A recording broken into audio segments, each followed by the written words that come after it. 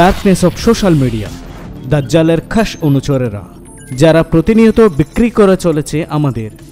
আসসালামু আলাইকুম ওয়া রাহমাতুল্লাহি ওয়া বারাকাতুহু।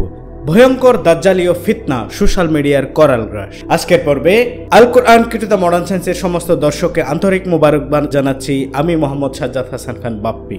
যুগে যুগে গোত্রে গোত্রে নবী এবং রাসূল প্রেরণের মধ্য দিয়ে মানবজাতিকে আল্লাহ তাআলা হেদায়েতের আলো দেখিয়ে গিয়েছিলেন। এই ধারাবাহিকতার পরিসমাপ্তি ঘটে খাতামুন নবীন হযরত মুহাম্মদ সাল্লাল্লাহু আলাইহি ওয়াসাল্লামের পুত পবিত্র আগমনের মধ্য দিয়ে। কারণ এরপরে কিয়ামত পর্যন্ত দিনে আর কোনো পরিবর্তন বা পরিবর্ধন হবে না, এটাই ছিল আল্লাহ তাআলার সিদ্ধান্ত।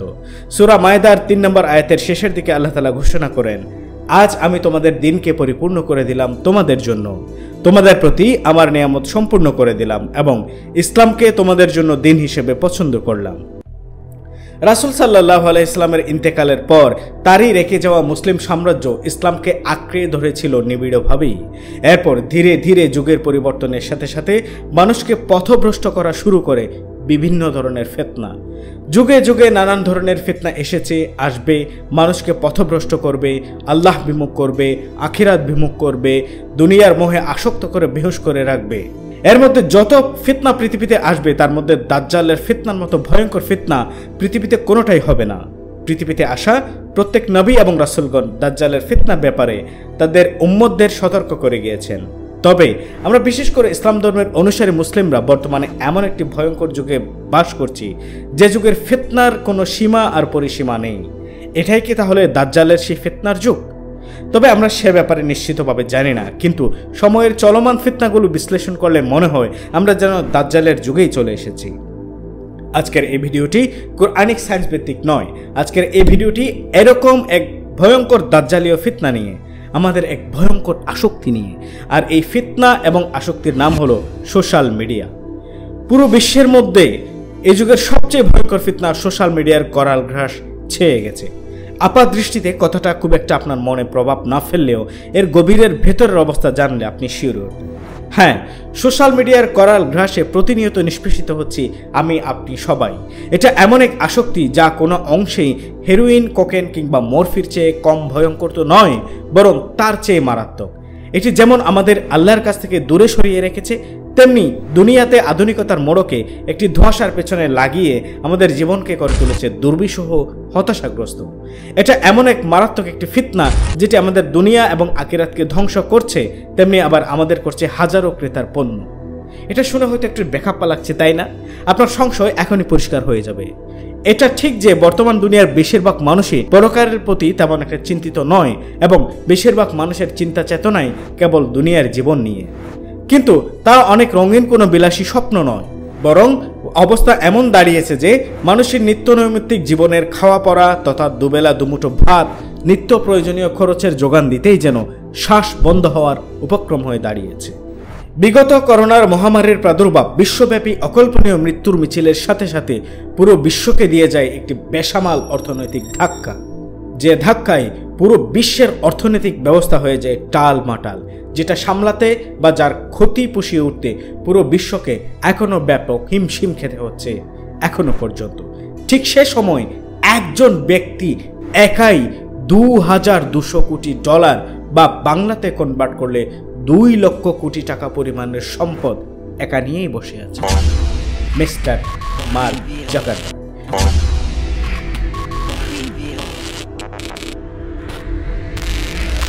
ফেসবুকের প্রধান নির্বাহী কর্মকর্তা, আর বর্তমান বিশ্বে 3 জন মানুষের কাছে রয়েছে 10,000 কোটি ডলার বা 10 লক্ষ কোটি টাকার সম্পদ, আর তার মধ্যে অন্যতম একজন হলেন তিনি।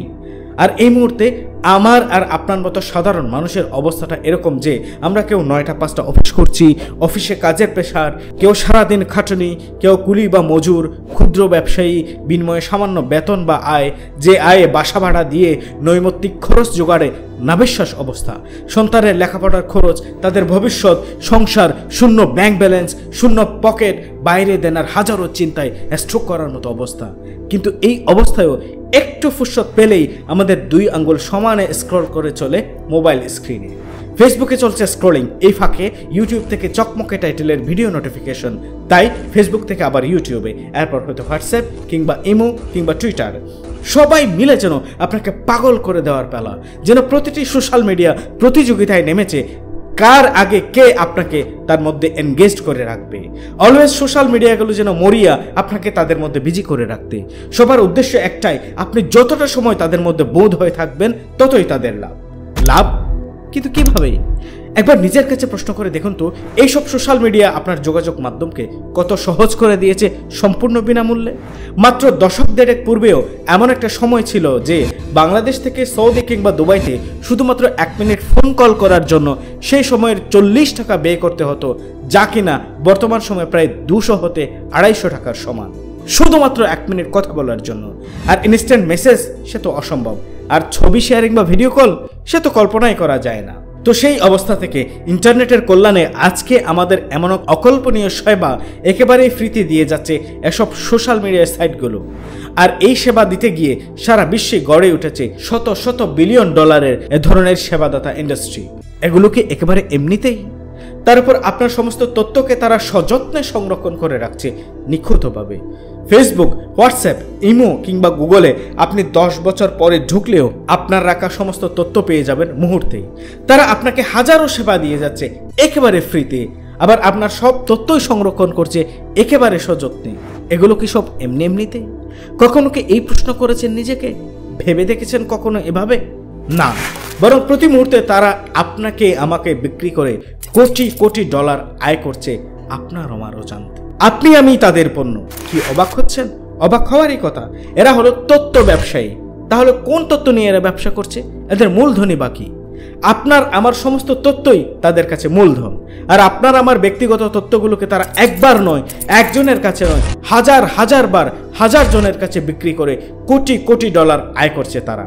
এমনকি প্রায় টপ লেভেলে থাকা সোশ্যাল মিডিয়া সাইটগুলো আপনার উপর গোয়েন্দাগিরি করে।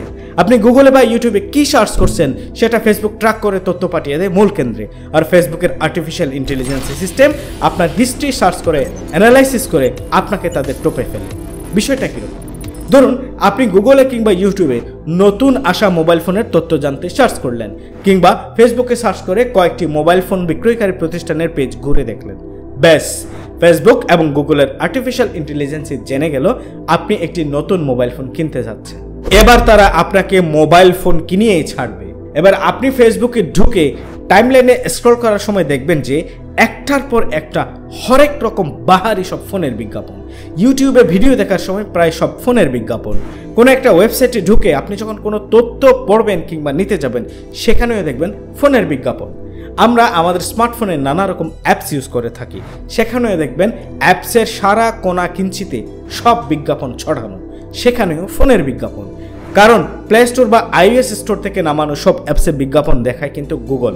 শুধু মোবাইল ফোন বলে কথা নয়, যে কোনো পণ্যই আপনি সার্চ করুন, আপনাকে সেই পণ্যের বিজ্ঞাপন দেখাতে দেখাতে একেবারে একটি পণ্য কিনিয়ে ছাড়বে এরা। হোক সেটা জামা, জুতো কিংবা ঘড়ি, অথবা একটা 100 টাকা দামের মোবাইলের ব্যাক কভার। হোয়াটসঅ্যাপ একটি সম্পূর্ণ বিজ্ঞাপনমুক্ত যোগাযোগ এবং শেয়ারিং অ্যাপস। আপনি হোয়াটসঅ্যাপে বন্ধুকে SMS করলেন যে আপনি কক্সবাজার বেড়াতে যাবেন, আপনার বন্ধু আপনার মেসেজটি দেখেনি পর্যন্ত, তার পূর্বেই আপনি ফেসবুকে বা মেসেঞ্জারে দেখতে পাবেন বাস বা বিমানের টিকিটের বিজ্ঞাপন।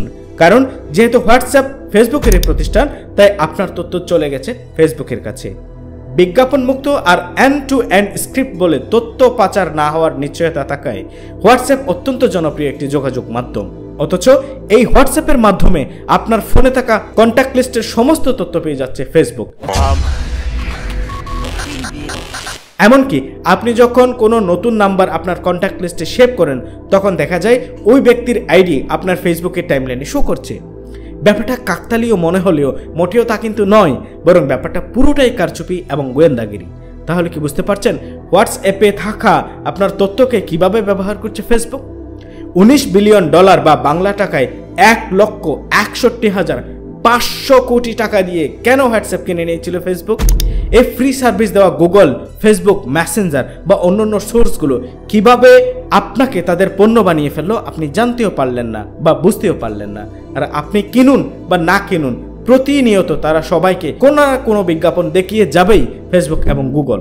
আপনার সমস্ত ডাটা অ্যানালাইসিস করে আপনি কোন ধরনের পণ্য আপনাকে কোন কোন কাস্টমারের কাছে বেচে যাবে তার তালিকা করে ফেলেছে তাদের আর্টিফিশিয়াল ইন্টেলিজেন্স সিস্টেম। জি, আপনি এখন পণ্য, আপনি নামক পণ্যের ক্রেতা হলো বিজ্ঞাপনদাতারা, মাঝখান থেকে মধ্যস্বত্বভোগী হলো এই সোশ্যাল মিডিয়ারা। একসময় বিজ্ঞাপনদাতাদের চকচকে বিজ্ঞাপনের মেলা দেখতে দেখতে কোনো না কোনো একটি প্রোডাক্ট আপনার মাথা ঘুরিয়ে দেয়, আর আপনি ধার ধ্যানা করে হলেও শেষ পর্যন্ত আপনার কাঙ্ক্ষিত পণ্যটি ক্রয় করে নেন। আর স্বাভাবিক দৃষ্টিতে আপনি ওই পণ্যের ক্রেতা হলেও সোশ্যাল মিডিয়া সাইটগুলো ওই পণ্যের কোম্পানির কাছে আপনাকেই পণ্য বানিয়ে বিক্রি করে দিল, আপনি তা বুঝতেও পারলেন না। কারণ এই বিজ্ঞাপন দেখিয়ে তারা আপনাকে আমাকে গাধা বানিয়ে আপনার আমার সামনে ফ্রি সার্ভিসের মূল্য ঝুলিয়ে আমাদেরকেই পণ্য বানিয়ে আয় করে চলেছে কোটি কোটি ডলার। শুধু একবার নয়, শত শতবার বিক্রি করা হচ্ছে শত শত জনের কাছে। কিভাবে? যখন আপনি একটি মোবাইল ফোন সার্চ করলেন তখন অনেক কোম্পানির মোবাইলের বিজ্ঞাপন আপনার স্ক্রিনে আসে। যতগুলো কোম্পানির বিজ্ঞাপন আপনাকে যতবার দেখানো হলো ততবার কোম্পানিগুলোর কাছে আপনাকে ততবার বিক্রি করা হলো। কারণ প্রতিটি বিজ্ঞাপনের জন্যই বিজ্ঞাপনদাতা কোম্পানির কাছ থেকে প্রত্যেকবার টাকা কেটে নেয় সোশ্যাল মিডিয়া সাইটগুলো। আমাকে তাদের বিজ্ঞাপন দেখানোর জন্য আমাদের বুথ করে রাখছে নেশার মতো শত শত কন্টেন্ট দেখিয়ে, আমাদের জীবন থেকে কেড়ে নিচ্ছে মূল্যবান অনেক সময়। এখন কি বুঝতে পেরেছেন সোশ্যাল মিডিয়ার ফ্রি সার্ভিসের তেলেসমাতির খেল? আমি তাদের কাছে শুধুমাত্র পণ্য ছাড়া আর কিছুই নয়। আপনি হয়তো খেয়াল করে থাকবেন যে ফেসবুক বা অন্যান্য পপুলার সাইটগুলো আপনাকে বিভিন্ন তথ্য প্রদান করতে সব সময় তাগাদা দেয়। তারা আপনার সমস্ত তথ্যই চায়, আপনার নাম, আপনার বয়স, পরিবারের সদস্য কয়জন, আপনি কি করেন, কোথায় থাকেন, আপনার শখ কি, আপনি কোন কোন শিক্ষা প্রতিষ্ঠানে পড়েছেন, আপনি পলিটিক্যালি কোন দল সাপোর্ট করেন, আপনার ধর্ম কি, আপনি বিবাহিত কিনা, আপনি কারোর সাথে এনগেজড কিনা, কাউকে পছন্দ হলে কখন এনগেজমেন্ট হবে, আপনার সব তথ্যই তাদের কাছে অত্যন্ত গুরুত্বপূর্ণ। এমনকি আপনি যদি আপনার প্রোফাইলে কোনো তথ্য দেন এবং কিছু তথ্য না দেন তাহলে সেগুলো ফিল আপ করার জন্য সোশ্যাল মিডিয়াগুলো আপনাকে তারা সব সময় তাগাদা দিতে থাকবে। কারণ আপনার সমস্ত তথ্যই তাদের ব্যবসার মূলধন। আপনি যদি মনে করেন আমার এসব তথ্য তো আমার পরিবারের সদস্য, কলিগ, পাড়া প্রতিবেশী, আত্মীয় স্বজন সবাই জানে, কিন্তু তারা জানা আর তথ্য ব্যবসায়ীদের জানার মধ্যে রয়েছে আকাশ জমিন পার্থক্য।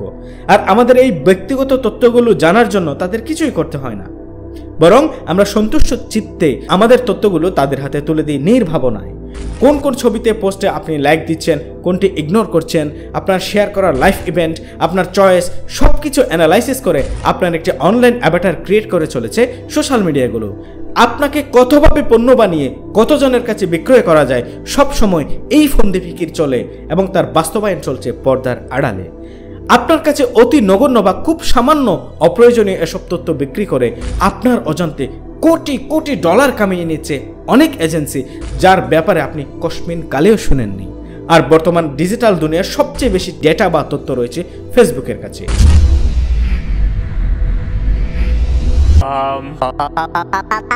তথ্য বিক্রির ব্যবসায় নেতৃত্ব দিচ্ছে এই ফেসবুক। আর এজন্যই এক কথায় বলা যায় ফেসবুক আর গুগল আপনার সম্পর্কে যতটা জানে আপনি নিজেও আপনার সম্পর্কে ততটা জানেন না। এমনকি আপনি প্রতিটি দিনের প্রতিটি মুহূর্তে আপনি কি করছেন, কোথায় যাচ্ছেন তার সব তথ্যই রেকর্ড করে রাখে তারা। কিভাবে? আপনার ফোনের লোকেশন ট্র্যাক করছে তারা। গড়ে প্রতিদিন আমরা 2 ঘন্টা হতে 2.5 ঘন্টা ফেসবুকে সময় কাটাই, আবার কেউ বা ইউটিউবে তার চেয়েও বেশি।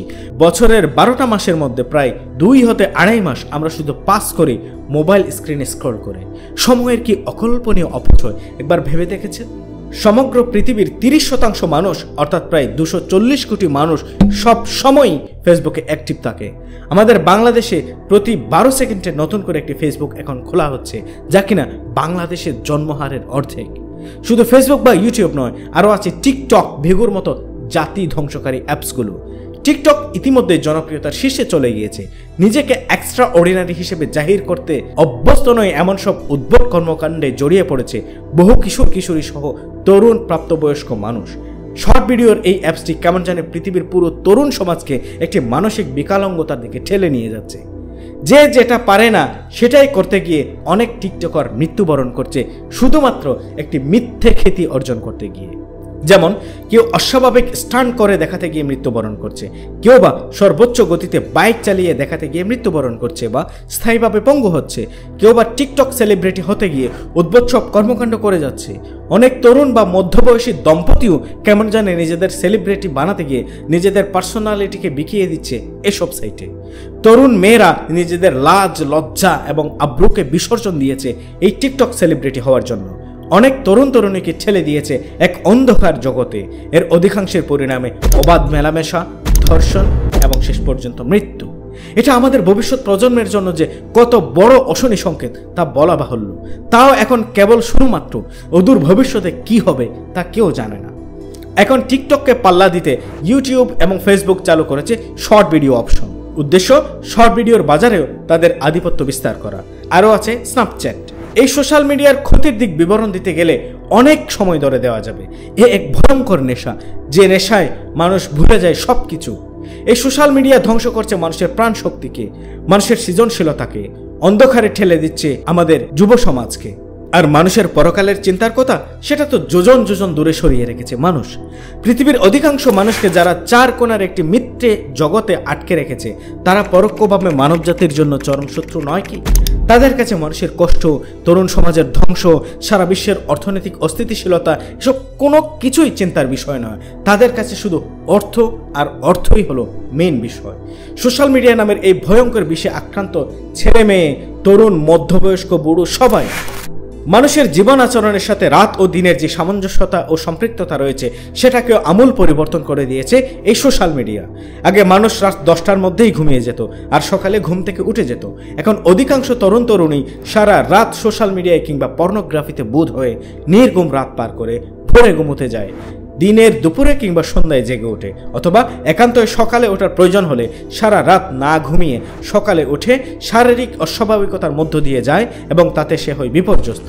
মানুষের চিন্তা শক্তি, বিবেচনা শক্তিকে ভেতরে ভেতরে মেরে ফেলছে এই ভয়ানক সোশ্যাল মিডিয়া আসক্তি। আগে পারিবারিক একটা হৃদ্যতা ছিল, পরিবারের সবাই একসাথে বসে টিভি দেখা, গল্প করা, সময় দেয়া, পারিবারিক খুনসুটি ইত্যাদিতে ভরপুর প্রাণোচ্ছল পরিবেশ ছিল। কিন্তু এখন এক ঘরে যতজন মানুষ ততটি মোবাইল ফোন। সবাই একই ছাদের নিচে থাকলেও সবার জগৎটা আলাদা। এখানে সবাই এক জায়গায় থেকেও কেউ কারোর সাথে নেই। এক অদৃশ্য দেয়াল তৈরি হয়ে সবাইকে আলাদা করে রেখেছে। হ্যাঁ, সেই দেয়াল হলো এই সোশ্যাল মিডিয়া। এখনকার ছেলে মেয়েরা কারোর সাথে মেশে না, কারোর সাথে মেশার প্রয়োজন মনে করছে না। এরা কেমন জানি একটা জম্বিতে পরিণত হচ্ছে। দেখার জন্য এই বিশাল দুনিয়া পড়ে রয়েছে, সেখানে তাদের কোনো বিচরণ নেই। একটি বদ্ধ ঘরের এক কোনায় বসে থেকে রাত আর দিন পার করে চলেছে একটি প্রজন্ম। কিন্তু যখনই এই চার কোণার মিথ্যা দুনিয়া থেকে সে বের হয় তখন দেখা যায় বাস্তবে তার জগৎটা শূন্য, তার কিছুই নেই, সে কিছুই করেনি তার নিজের জন্য। তখন তার চতুর্দিকে নেমে আসে হতাশার অন্ধকার। সে হয়ে যায় শারীরিক ও মানসিকভাবে বিপর্যস্ত। আর ঘুম স্বল্পতার কারণে শারীরিক অবসাদও এই হতাশার আগুনে ঘি ঢেলে দেয়। ফলাফল কি পেলাম এই জীবনে? এই হতাশা থেকে প্রতি বছর আত্মহত্যার পথ বেছে নিচ্ছে সারা বিশ্বের অনেক তরুণ তরুণী বা বিভিন্ন বয়সের মানুষ, যার জন্য সম্পূর্ণ দায়ী এই সামাজিক যোগাযোগ মাধ্যম এবং স্মার্টফোন। কি অকল্পনীয় ভয়ঙ্কর ব্যাপার! বাচ্চারাও দারুণ আসক্ত এই চার কোণা স্ক্রিনে। আপনার মূল চিন্তনীয় ও করণীয় বিষয় থেকে আপনাকে সব সময় দূরে সরে রাখছে এই সোশ্যাল মিডিয়া।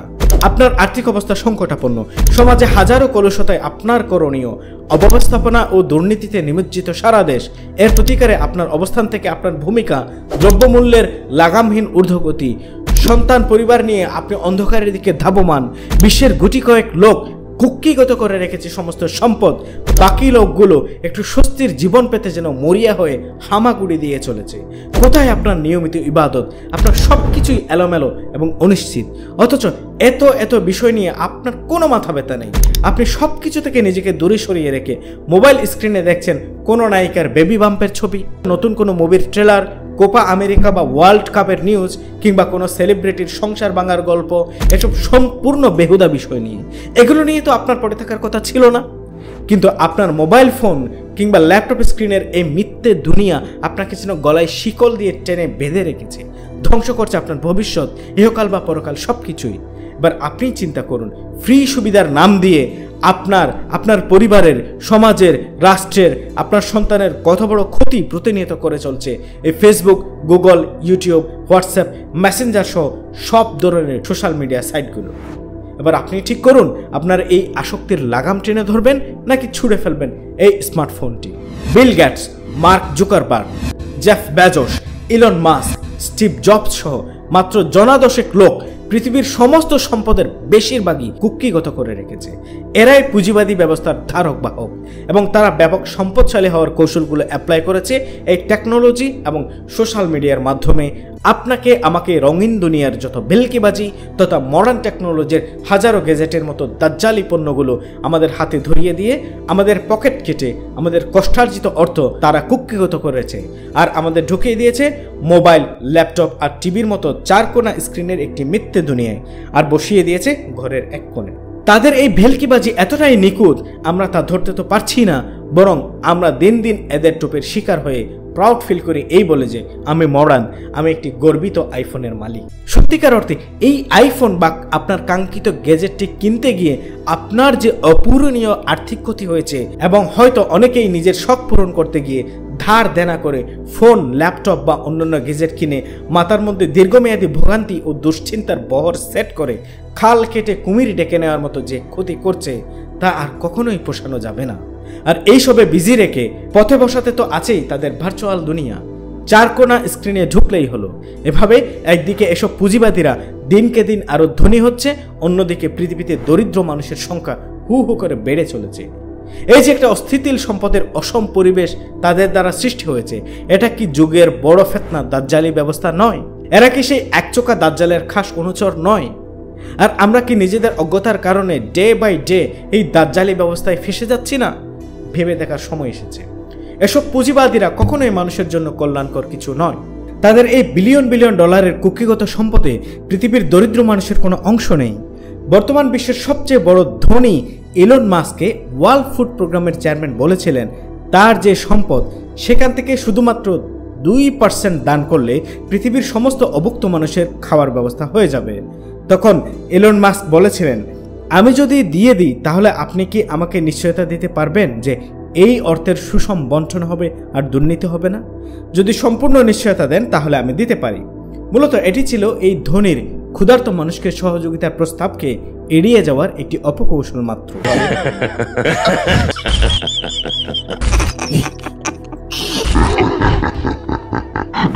বিশ্বে 100 কোটিরও কাছাকাছি অতি দরিদ্র লোকের বসবাস।